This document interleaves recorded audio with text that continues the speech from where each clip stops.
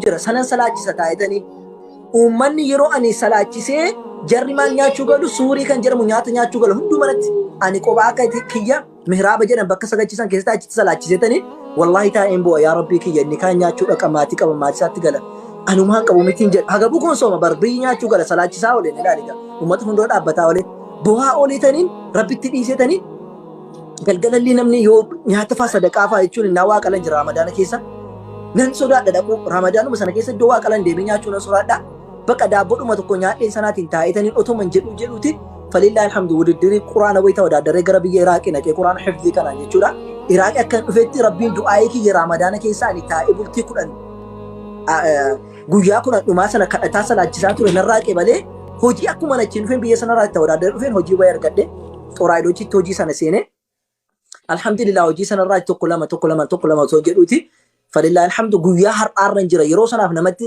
ulfaata gaafa islaamummaa keessa dhuftee jettu rakkina hedduu si qunnama wallahi sin jedha beelee maagaa beela'u nama beelessu jira miti santu afaaniin na beelaan guyyaa tokko waan nyaadhu dhabe silkiitti namatti himattu sooshaal miidiyaan qabdu waan itti namatti dubbattu qabdu hiriyaan qabdu afaaniin na bahee mucaa tokko na bira dhaabbata maal taateetu akkamnatti hin dubbanne naan jedhee mucaa biyya kiyyaa ollaa kiyyaatti himachuu sodaadhe jechuun muslimanni himachuu sodaadhee amma afaan hin na bahu wallahi daabboo bitee afaan na kaa'ee natti wayyaa jechuudha guyyaa san kan hundan dabarse jechuudha amma namni yeroo asirra taa'ee so akka qaldiitti islaamummaa dhufe namatti isa islaamummaan ta'anii miti kan dhufu so waan hedduun nama qunnamuuf jira waan anaan nu qunnamu si qunnamuun hin mala obboloota keenyaas keessa jiran qunnamuun hin mala sana hundumaa immoo keessa darbama obsuma maaliif jennaan rabbiin quraana isaa keessatti maal jedhe an hasiba annaasu an yutraku an yaqulu amanna wahum laa yuftanuun jedhe ilmi namaa kun jedhe osoo hin qoramiin hin dhiifamne jedhanii yaaduu jedhe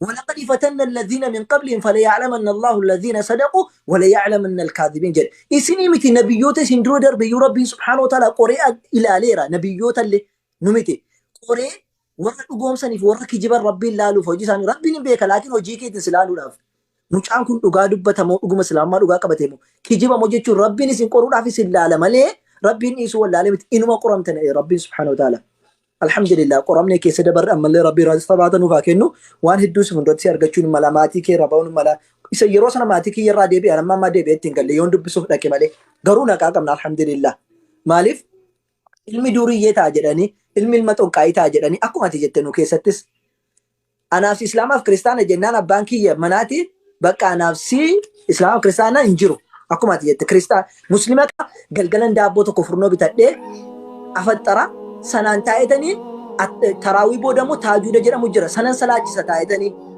uummanni yeroo ani salaachisee jarri maal nyaachuu galu suurii kan jedhamu nyaata sana keessaati bee jibbamnee abbaan kiyya jechuudha ergasii amala kiyya ilaalee barumsa kiyya ilaalee sadarkaan irra ga'e ilaalee ahaa mucaan kun edaa amantiin inni keessa dhufe amantii qalbii namaa kennu mucaan kun ganaa umrii isaa kanaan akka kana kan ta'u jedhuudhaan naddee bee ilmaan qabu ilmi koo bahaayiluu bichaadha jedhaan bahaayiluu naan jedha maqaan kee baayiluudha ilmi koo dhugaan baayiluudha kan natti beenaan jedha ergasiitti na jaalata akka malee wal siqna jechuudha abbaa kiyyaan dhugaa fudhachuu yaadu malee saniif maal sin jechuu barbaade wanti hundumtuun darbaa warri har'as jibbanii biyyaasi areensi faana wanna jedhanii sun hundumtu gaafaati nama gaarii taatee gafa barattee kabaja haadha keef abbaa keef kennitee islaamummaan haadhaaf abbaa ofii kabajuun namatti hin dhiisu kabajisiin jedha islaamummaan ormallee kabajisiin jedha ollaallee kabajisiin jedha dhugaatti nama ajaja hannatti nama ajaju gaafa kan hundumaa goote jette gaafa maatiin keessarraa waa hubatan guyyaa san siin deebi'anii saraarfachuutu jira inshaallahu ta'ala sanaan obsa keessa dabarteedha waan jettoote jechuudha. Jechuun akka wanta kiristaanaatiin taane islaama jechuun waan akka nama biyya balleessuutti baraanne baay'ee. Islaama jechuun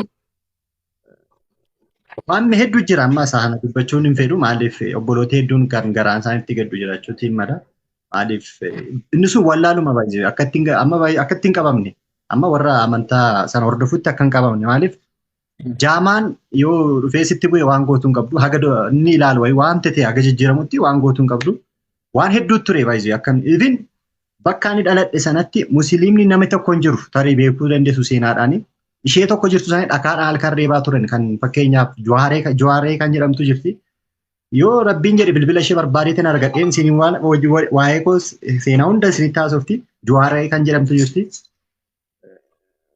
Musliima jechuun araamiidha bakka abaarsa bakka waan konkolaataa musliimaa yaabbatiin ala baay'ee jibba sanaan guddanne nuyi. Tokko sababii sanaa maal ta'aa dhufeeni keessi keenya musliimatti hiiku musliima jechuun akka wanta waan sitti dibu wanta ta'e sitti godhee wanta ta'e sitti bakka waan hedduu jira meeshaa kana adabarru jechuun kuasitti musliimatti akkamitti fedha sana gara kana dhufuu feete wayi dammoo akkamitti si kakaasisa jedhuufi ani haga waggaa itti guddannee ari'amee dullaan illee waa tokko dhaadhaa nagootee akkaabii kanarra mallattoon illee jiran manarra jirti amma raalli narraa hin badne abbaadhuma kiyyatu biyyaan ari'atee kitaaban qabanii akka hin fattanamneef na jalaa gubanii sanuma waliin ji'a ja'a biyya ormaatti bakkadhee kee deebi'een sanuma fattanamee darbee sanuma baradhee bakkadhee finfinnee keessatti rakkadhee barandaa taa'ee beela'ee waa hunda argee daaraa guyyaarraa namni namaa mata sooshaal miidiyaa jira. Guyyaa sana namni nama mil'atu bilbila illee hin qabnu bilbila heeloo ittiin namaa jedha lakkoofsa hin qabnu. Gaafa biyya ari'amnu callisnee dhuma kan midhaan itti fe'amuun makiinaa midhaan boqqolloo fe'uun ayisuuzuu irra taa'e wallaahi ayisuuzuu tokko nan yaadadha rabbi jazaa isaa kaffalu. Arabuu jedhanii biyya keenya isan na fuudhaa Addis Ababa na geesse naman beeku silkii hin qabu achii goodaatti ture san booddeedha rabbiin na filatee achi quraana kana baradhee bahee gaafa quraana achii qara'u immoo jechuudha gaafa eebbifamu. Nama maatii keessaa tokko dhufee nama bira dhaabbatu hin qabne. Maaliif hunduu kiristaana ta'a. Maatii hundumtuu abbaa waammatee haadha dhufee obboleetti dhufe obboleessa dhufa hundi dhufe. Sana keessa illee utuu na dhagaamuuti nan darbe. Gaafa achi ba'oo as keessa buluun dhorkaadha bahanuun jedhan warra achi barsiisan hin beekan masjiida keessa. Ichi jedheen gara biyyaatti hoo deemu bakka seenuu dhabe biyyattis galee. Gaafuma sana halkan deebi halkan ayisuuzuudha ammas birii tokko harkaan qabu eebbifamee ba'een farankaa tokko harkaan qabu qarshii 50 qofan harka jira. Fudhadhee Finfinnee Addis Ababaatti deebi'ee gibbii masjiida baradhe keessaati achuma keetti duunaa wayi masjiida keessa dheen dallaarraa yaabbadhe abbaa jimmaa Hoolaandi baasii fuuldura yoon beekta taate abbaa jimmaa masjiideedhani dallaarraa yaabbadhe achi keessa kurtuu koo qabadheen achi keessa dhaqee bule gaafsan. Ramadaanni bor qabama akkuma kee barataadhaan ta'etanii taraawii booda immoo taajuuda jedhamu jira sanan salaachisa taa'etanii uummanni yeroo ani salaachisee jarri maal nyaachuu galu suurii dhumaa sana kadhataa salaachisaa ture narraa qebalee hojii akkuma nachiin dhufeen biyya sanarraa ta'uu danda'e dhufeen hojii wayii argadhe. Bakka laaqame kanallee addaan eeggachuudhaaf namni beekumsa qabu addaan eeggachuu danda'a. Namni beekumsa qabne addaanis eeggachuus hin danda'u. Kanaaf jecha wanni kun siyaasaas, oromummaas, cabiinsa amaaraas amantiisiif keessaa qaba.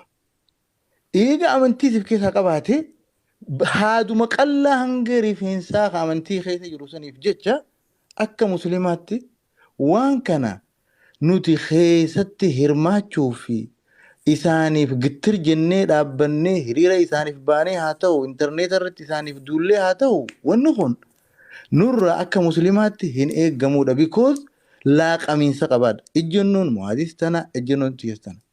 Uummanni biraa ustaazonni biraa mumkin isaanis daarekshina biraatiin. Ejjennoo laman godhina ejjennoo mu'aaz yoo ati harkaa qabaatte mu'aaz dubbadhu ejjennoon ta'e mu'aaz. Viidiyoo isarraa waa'ee nan hubadhee fi haasawaa isarraa waa'ee nan hubadhe. Amma baan amma haasawuu jira. Okay. Mu'aaz amantii keessa jira jettee dura dhaabbatte moo amantiin keessa hin jiru jettee? Bara dhibbatti amantiin keessa hin jiru jechuu fedheeti. نعم أنا ما ونت أجنونتي يعني ونتون وان أمنتي أصلين سيتو أمنتي ده أصلين سيتو أمنتي نعم خلاص تنافو أمنتي كيف جرا أمنتي وان كيف جرتو تنافو إيجا أمنتي تاتي أكما غانجين يا مي أنومان حاجة جعفر ألتو كوديفم جعفر وني ميديا رتي نو تامو از جيب كابون دندو جعفر أيام بو إجنو مخيّة إجنو سات أوكي عمزان كده تجرو إجنو كي يا أكس جديدة أوكي ولي قلة قالوا وني ميديا رجلوا مو وري أمانتا كده سريتين وبننو فكينيا كأكا كوتي كون كأبا مسلمة أنا إسلاما كيسا كده سريتين بيني كون جتشون أكن undoko gorre warri beektan waan beektan nu barsiisuun dirqama keessan nu fudhannu baannus wallaalle achi dhaabbachuu baannus jechuudha. Ana kanatti nu godha. Nama biraa ol. Assalamu alaikum warahmatullahi wabarakatuh. Hamza Nusumbain tikosi. Ejjennoo kiyyaani mana awsaaga. Ejjennoo kiyya. Hamza raap wayin sinje. Daapuni Hamza raap fitannee kaanee sitti gabbuuta. Fitannee kaanee gabbuuta. Hamza turi. Ejjennoo kiyyaani mu fada bakka tanatti. Hamza turi ga ini matta. Hamza ini matta turi kama. Ini matta raap. نفتدا وين انجتشو فدي غباو متي وان كان غرتي امنتين كيسا وان جرتوف akka muslimaatti deeggarurraa dhaabbachuun nama muslimaatiif barbaachisaadha. Amantiin keessa ni jirti. Waa'een sabummaa, waa'een siyaasaa keessa ni jirti. Amantiinis keessa ni jirti.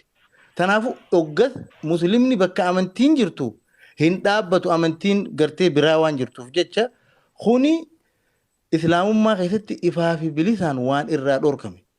Amma an Hamzaa gaafii takkan gaafadha jechuudha. Sanboota ijjennoo isaallee achumaan ibsata. Ati waan kana hoggaa deeggartu guututti amantirraa walaba jettee deeggarta moo maal jettee deeggarta hogga deeggartu? Okay, gaafii bareeddu. Ani waan kana gamni itti deeggaruun qaba, gamaan ittiin deeggarreen qaba. Gama dhiigaa fi sabummaa walitti qabaachuu keessatti afaan kiyya Finfinnee keessatti abbaa haa ta'uu jechuu keessatti waan gaafii waliin gaafachaa turre tana keessatti hin deeggaru jechuun afaan kiyya hin deeggaru jechuun haa kan taakka. Bakki inni isaan itti deeggaru. Bakka ammoo rabbiin sadii ja'amu sanitti isaan hin deeggaru. Beeta kiristaana jaaraa hojjaan isaan hin deeggaru. Akkasin naa hubadhu. Tana jennuun tiyyaan. Walii galee? Qabatamaan amma waan ta'u kanatti Ortodoksii Oromiyaa kuni jaarmaya amantiiti. Ati hoggaa deeggartu jaarmaya amantii kiristaanaa kana akkamitti gartee ejjennoon tante waan kana qaama amantiiti jettee laaltamoo qaama amantiirraa walabaa jettee laalta? Tole, gaafii deebisaa siif hin deebisa. Ani Oromoon sadii jeetii namana. Waaqeffataa fi Islaamaa fi Kiristaana. Sii galee Oromoon sadeenuu bilisoomuu qabdi je'eetii yaada. Waaqeffataanis, Islaamninis, Kiristaanninis. Afaan sadeenuu isaaniifis akka bilisaatti haasa'uu danda'an qaban je'eetii yaada. An yaadni kiyya kana, jannoon kiyya kana gama afaaniitii fi gama bilisummaatiin. Ta gama biraa ammoo ani waan nama gartee amantii jalatti dhukatee afaan Oromoo cunqursuu barbaadu miti. Nama amantii jalatti dhukatee Oromummaa cunqursuu barbaadu miti. Kana ammoo ragaa irratti qabdaa hoonaan jette ragaa amantii Islaamaa keessaa bakka 100 hin siifate takkaa fi lamaa miti. Walii galee bakka 100. Tanaaf ani faaxeen as jala deemtee waan feete jettee fi na faarsiteefis irran kaayanne. Walii galee aqiidaa keessatti deeggartaa hin deeggaru osoo abbaa kiyyallee ta'e. Amma Abaa Ubeydaan abbaa isaa mormarraa muree jihaada keessatti hoggaa jaan san ishuu biraati saahibii. Hamza yeroo takka dhiifama goota osoo hin bahin. Sheekh Jaafar. Oromiyaadhaa kana Ortodoksii Oromiyaa kana ati ani litti hojii walii gala. Ansi hojii walii gala.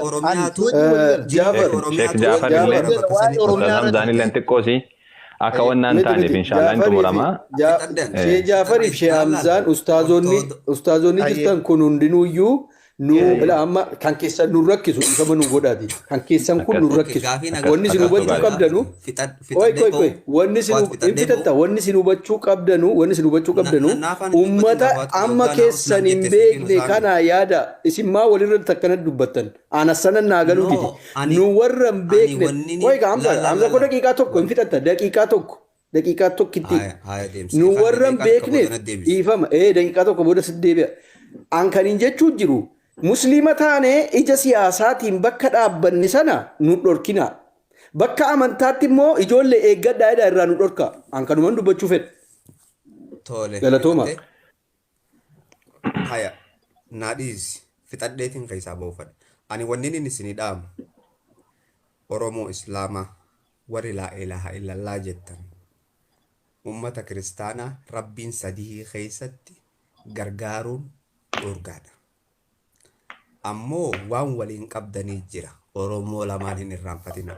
Amantaa osoo hin tahin dhiigaa fi lafee waliin qabdan. Lafaa fi lafee waliin qabdan hin dagatinaa tana. Oromoo kiristaanaa waaqeffataas. Kana keessatti immoo isaan bira dhaabbachuun rakkoo qabaa hoonaan jette waan amantii ifirraa eegaa bakka tanatti bira dhaabbadha abbaa. Amantii immoo bira dhaabbadhaa isiniin jechaa hin jiru. Kanarratti immoo ragaani qabdaa hoonaan jette miliyoonaan qaba. Ammoo bakka tana keessa waan jiruun adda isinii baasa. Namootan tokko tokko jira. Kan gartee wahuma hundaahu Anaa fi fakkeenyaaf ana yoo nama fakkeenyaaf an kiristaana ta'e yoo ana kiristaana Oromootii fi Islaama Amaaraa tokko fidan ana dhiisee ka Islaama Amaaraa saniif tolu. Haqaanan gama biraatiin irraa qabu jira. Walii galee warra akkasii sanaan hin deeggaru. Kiristaana Oromoo obbolummaa dhiigaa walii qabda. Kiristaana ammoo Islaama Amaaraatis obbolummaa Islaamaa walii qabda. Lachuu haqa sirraa qabanii jira. Haqa isaanii eegii deemu. Kuni dhaamsa kiyya. Gama biraatiin ammoo jara keessan Hamza khiyya. Jecha wahii mubhawana irratti ilaa. Ustaz Mu'aaz yeroo takka dubbatee geeffatuuti inshallah akhira irratti. Ani namni waan kana narraa hubachuu barbaadan mana kiyyatti dhuftanii ol seentanii ragaas na gaafachuu dandeessan. Tanaa alatti warra gartee immoo waan amantiin keessa jirtuuf dhimmi Oromummaa hoo dubbatamee isin gargaarinaa isiniin jedhu san yoo deeggartan mirga keessan. Ammoo gama kiyyaan Oromummaa lafaa fi lafee walitti qabdanii bira dhaabbadha. Arra yoo isaan fixan boru ayyootees jala qalan. Abbaayya haganuma nagaa itti naa tura. Salaamu alaikum. Hamzaan bayin meeroo takka. Hamzaan bayin sitti ajoma Hamza. Namni hundinuu yeroo takka qofa Hamzatti ajoma. Osoo Hamzaan gaggeessin dura waan xiqqoosi waan dubbadhu qaba. Dhiifama naa godha hundi keessanuu irra turuun barbaanne oma gabaabduu fi jechuun mafhumni khaaxi'ni hawaasa keessa yoo faca'e. Awwal Qaasim please ba'uun qaba. Daqiiqaa muraasa qofa Alina eeggatu tokko jira pirogiraamaan qaba. Dhiifama naa godha. Daqiiqaa muraasa qofa inshallah. Anillee irraa ba'uudha jedha. Waan xiqqoosi haati teessuu barbaadeeti. Rakkoon qabu ustaaz awwal dubbadha. Namoota jiranuuf faayidaa qaba. Namoota dhaggeeffatan kan saas waan dhagaaniif rakkoo qabu. Wanni an dubbachuu barbaade bismillahir rahmanir rahim. Namni hundi isaatu alhamdulillah dura islaamummaa rabbiin nu kennee nu bareechuu kennaaf guyyaan illee guyyaa jum'aati. Salawaata nabi rabbii irratti alayhi salaatu wassalaam buusuun barbaachisaadha. Rabbiin nagaa isaan irratti haa buusu. Waa'ee amma haasawaama jiru irratti haqiiqatti waan kana waan hagan hunda dheeratulleedha miti. Dabalataan ammas ammoo mooqifni namni dhaabbatu bakkii dhaabbatu namni qabu bakka diina islaamaa jiru bakka quraana hadiisni jiru. Nuti rabbiin subhaanahu wa ta'ala inni samiif dachii uume ka qalbii keenya harkaa qabu waan nu tolu kan nuti hin beekne inni ammoo waan kana isinii tola jedhee quraana buusee quraanni har'atana nu harka jira alhamdulillahi rabbil aalamiin. Islaamummaan ammoo raasatti akkanatti bu'uura malee hin ijaaramne bu'uura gurguddaa irratti kaa'amaatiin deema waan eegaatiin deemu barbaachisa waan eegaatiin deemu qabu. Waa'ee amma ka'ee wal qabateeti haqiiqatti ani akkuma amma Sheekh Jaafar duratti jedhaa ture san si waa'een seenudosi Oromiyaadha waa'ee siyaasa of keessaa qabu qaba waa'ee Amaaraa dha'uudha jechuudha. Amaaraa jechuun Amaarri wal yeroo takka mee uummata keenya kana mee itti haa dubbadhu yaa warra komantii irra jirtan aboo rabbi sodaadhaa obboleessi keessan Hamzaan bahee jira as jalan jiru. Rabbi sodaadhaa komantii irratti waan hin taane hin barreessina. Nama bahee as hin jirre aboo rabbi sodaadhaa. Namni kun eegaa sirraa deeme boru agartanii dhiifaman gaafattan aboo afii nu godhiidhaaf hin dhaqqabdanii Hamzaan mana isaa jira. Arrabsuu barbaaddan dhaqaatichitti dhiifamallee gaafadhaa itti arrabsaatu meechuu barbaaddan. ولكن بك النجير التستيسني كمان تنتان بريسنا هنا ربسنا آخر بسوداء بالله عليكم مالتاتا نعم توقف فارستين كان لنا ربسنا ديسا ميزانا بيتا كسي لغا كيسن واي أرثوذكسي رات لغا دا بكنا من المسلم على ربچوك أبوها بكوا مدولتي شيخ جعفر فادو بچو تران كيستو بكسون بك جبدو ما ليدا توقو وان كون سياسة وكيساك أبا غير سياساتين نوي ميتي أنا أولي ميتي واني لالتو داعي عمر فاروق يوكان معاذي ميتي يوكان جعفري ميتي نمن مسلم هذا دعاة مسلم هذا واني لالتو قب كوان ور سياساتي فكين جافا مثلا كيس